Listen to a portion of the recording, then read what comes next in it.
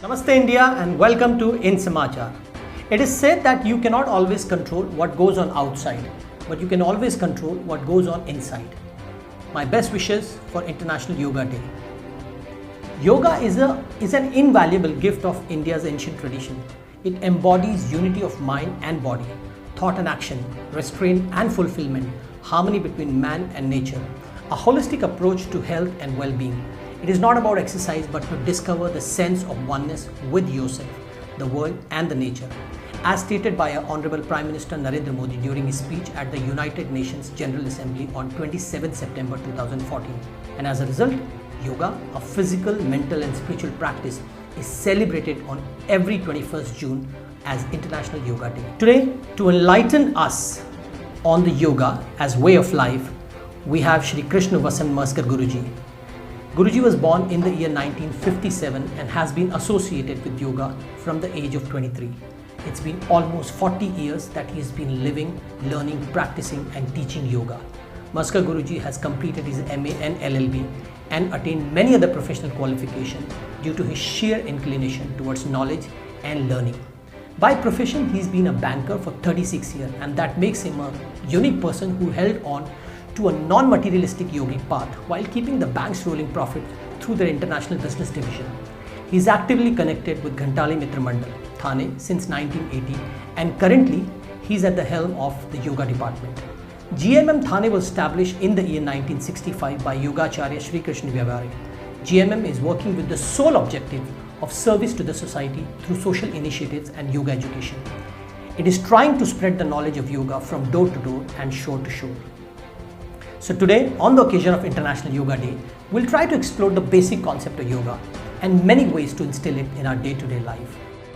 My first question, Guruji, on this occasion, on the occasion of International Yoga Day to you would be, what actually is yoga and what is the biggest misconception about yoga?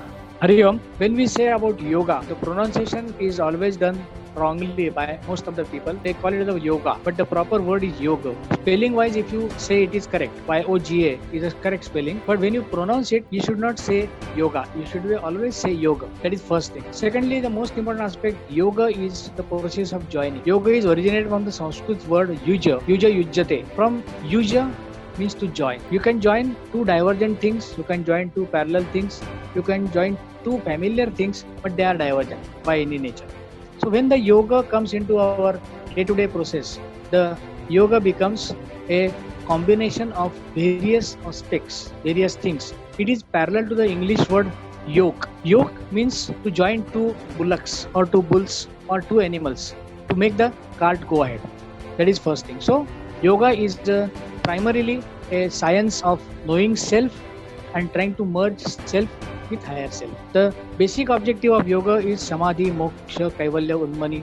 What does it mean? It means that merging our existence and trying to merge with the origin. From where we are originated, we are originated from a typical area or a typical source, and that source we are going to merge. That is the first definition or first meaning of yoga. The misconception about yoga, there are lot many, but today's misconception primarily is it is like a so dukhon ki ek dawa. It is not like that. Yoga cannot be a substitute for so many things in the world. Lot of problems are there. These problems primarily can be cured to some extent, but we cannot purely depend on yogic practices for some ailments. But it can definitely work as a preventive. So this is the concept. So misconception about yoga is it can be used as a treatment or therapy. To some extent it may be correct, but not to full extent. Okay, so while we understood what's yoga and what is the concept of yoga, Guruji, please tell us, how is yoga just as an activity or yoga as a way of life differ? When we say activity, it is primarily physical. When there is no mind involved, it remains purely activity. Kriya, activity. Karma, something different. There is a qualitative change in the approach. So when we say we are doing yoga, it cannot be an activity of, or it cannot be a situation of 10 minutes, 15 minutes, 1 hour. It's a complete 24/7/365 into number of years. Then only we can say that we are doing yoga. So yoga has to be the process of living within first thing and living with yoga for others. That is the basic contention or we can say difference between activity and a way of life. Way of life is that situation where you are not doing it separately, but it becomes a part and parcel of your every activity which you do. So look every activity as a yoga. That's all. For most of the people who live with an excuse, and we have a very fast paced life these days. For most of the people, there is a very simple excuse that there is no time. There is no time to really get into exercise or activity or anything to do with you. What is it that they can really do on a day-to-day basis, quickly and swiftly, that makes it easy for them to make it a way of their life? This contention is not at all tenable under any parameters. So basically we have to take out the time. हमारे गुरुजी थे वो हमेशा बोलते थे कि समय और कर्जा निकालना पड़ता है. So ultimately we have to take out the time for whatever we are interested to do. So time नहीं है is not at all the excuse for anything. The thing which we like at most, we are having ample time for it. We have got lot of time for surfing. We have got lot of time for chatting. So we cannot say there is no time. So what is to be possibly to be done? Even you can do these practices by sitting on your chair. We call it normally as a chair yoga. It's again an improvisation. It is not a traditional yoga. Just like there is aqua yoga, just like there is animal yoga. This is a chair yoga. But it's a via media for those who are saying that there is no time. So बैठे बैठे कैसे कर सकते हैं? How we can do some simple practices that we will just try to see from Rajesh Deshpande.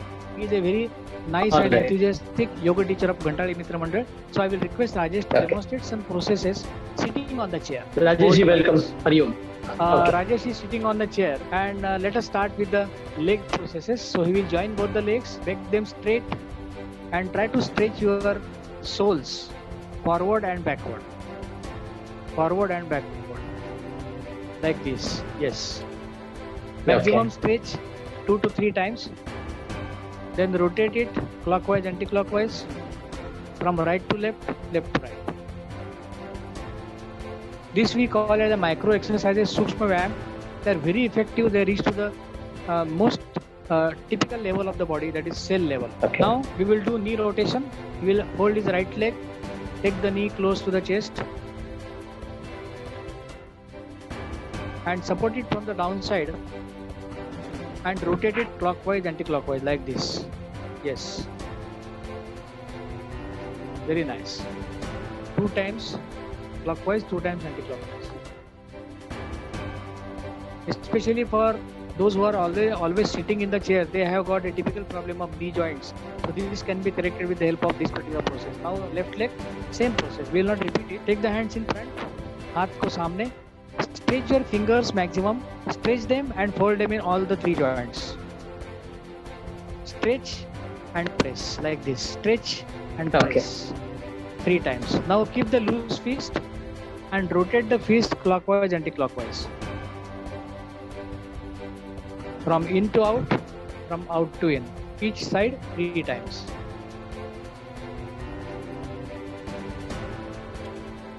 Now take the palm straight. Now rotate the palm right and left like this, horizontally. This is the typical movement required for those who are holding the mouse constantly on their hands.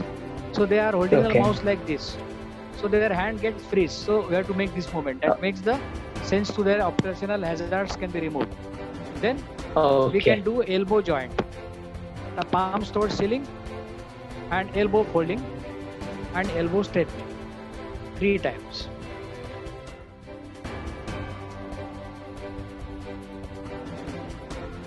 Now join the elbows in front and straighten upward. Take them upside, back, down and front. A very effective activity which can release your back strain. Normally there is a lot of strain in the upper back muscles and cervical section. This is very useful for that activity. From front to back, when you take the arms upward, inhale. When you bring them down, exhale. From both the sides, from front to back and by back to front. Okay. Now we will come to cervical section, neck section. Hands are on the knees. Now lateral movements, center, right shoulder, center, left shoulder. Take the chin parallel to right shoulder. Slowly come to center and again to left shoulder. Do it twice from each side. This is very useful for strength of the baroreceptors which are around our neck. They are main instrument for controlling blood pressure. Now tilting of the neck like this. tilt on the right side and tilt on the left side.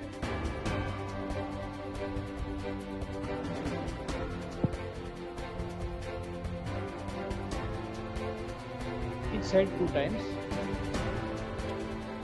This is only for sake of demonstration, otherwise you can do it 5 times on each side, all the exercises. Okay. Now there will be neck rotation. Take the neck downside, tilt it on the right side, right shoulder and right ear. Take it on the back side and slowly bring it down from the left side. 2 times from right to left and 2 times from left to right. This is very useful for cervical section. We can prevent cervical spondylosis, especially for those who are sitting constantly in front of computer or screen with this type of neck angle. So it creates a lot of problems subsequently that can be corrected. And now lastly, we will try to work out something for our lower back. For lower back, we will find a simple process. Both the hands to be taken upward, stretch upward, inhale, and while exhaling, bend from the lowest part of the back and try to touch your palms to the ground. This is for mobility of lower back muscles. You can sit while doing this process either on the ground or you can sit on the chair without hands. Come upward, inhaling. And do. Okay. So these are the very typical and quick movements which anybody can do sitting in the chair. Okay. And last, we will see one activity that is called as twisting. How we will do the twist, just try to see that. Do the twist. You can hold the back of the chair, hold it for some time and come to sit. Okay. From other side. Very good. Rajesh, thank you very much. You have done very nicely. Thank you very much, Rajesh. 3 minutes. Thank you. Yeah, thank you. Okay, so this is quite quick for people, I mean, who live with an excuse that we don't have time. So this is what at least somebody, take out time off Facebook, off WhatsApp, off social media and invest in here. And I think it makes all the wiser sense. I wanted to understand that while nobody has time, that means they're investing time wherever and generating a lot of stress from that place. So, we all have a very stressful life as we go on. So what's stress as per you? And how does yoga help in dealing with a situation that might affect one in a state of long-term stress? One is a momentary stress, situational stress. And one is that people have this tendency of staying in the state of stress lifelong. So how would one deal with that? Stress is an invisible thing operating on all visible things. It is a situation of mind where we feel that something is going to be absolutely wrong, though everything is right. So it makes us completely confused.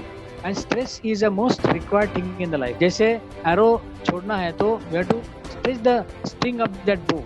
Unless we stretch, unless we give stress, it will not release the arrow. So the arrow released, the string doesn't remain in that place. So it comes to normalcy. The moment you get stress, you have to release it and go for the activity. So stress is going to be with you throughout your life. Nothing is possible. So just manage it.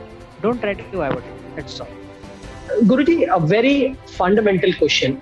That since we say that yoga has a scientific base, so we want to understand what is the scientific base of yoga that makes it necessary for the physical and mental stability in today's social environment. So when we say anything scientific, we are always trying to understand it from the parameterization of the things. So whatever has been parameterized, whatever has been proved on masses, then only we say that it's a scientific. So when this science was invented, some 5,000 or 7,000 or 10,000 years back, there was no science as we know today. But still, things are very visible. They are very clearly written in the scriptures from where they got it. They got it from the scientific tool only, but that scientific tool was mind. And the enlightened mind was able to show them what happens in the body, what exactly impacts the body by yogic practices. There are clearly mentioned references in the scriptures. Hatha Yoga gives you complete idea when you do any asana, what happens. Interestingly, these particular things have been proved again by the science. So we feel that yoga is a scientific. No doubt. When I say I am feeling well, how can you challenge that? Is there any scientific parameter to say how much you feel better? 1 kilo, 2 kilo? It's not the case. So whatever has been proved by science, that only is the fact. No, it's not the case. Yoga is an absolutely scientific process of handling body, mind emotions, intellect, and spirituality. So we call it the 5 sheets of our existence. Panchakosh we call it. Annamay kosh, pranamay kosh, manomay kosh, vijnanamay kosh, anandamay kosh. All these 5 sheets can be comprehensively handled as an integrated activity of human beings. So yoga works on every existence. Start from the body, correct it, then work on the breath, correct it, then through breath work on the mind, and through mind work on the intellect. And intellect also not the Marx wala intellect. It is a rational intelligence. So once you are rationally looking everything, then it becomes a spiritual life. So spiritual life and scientific life are not different. The scientists were in the spiritual elevation when they invented something. Same way, our rishis and sages, they were also in the same level of mental capability. So they invented all these things. So yoga is 100% scientific. There is no doubt about that. The only point is that it has not proved it, or it is not generated to prove something. So Guruji, we are very thankful to you for taking out time today and giving us sharing your wisdom, sharing your knowledge, and making things more clear to us, to the viewers, that how to really adopt yoga as a way of life, not just something which is a ritual. So just have it sink in with your day-to-day routine. And also how to deal with stress. We also understood that there's no point running away from that. Be with it, deal with it, and then come out of it and move on to the next level. And also we understood that there's no difference in the science of yoga or the other science, because end of the day, yoga also has a scientific base. You need to reach to that level of understanding and rationality to really understand yoga. So thank you very much, Guruji, and it is a pleasure. Personally, for me, it's a pleasure to have you on the show, and I'm very thankful to you for being here. Hari Om. Thank you. Hari Om.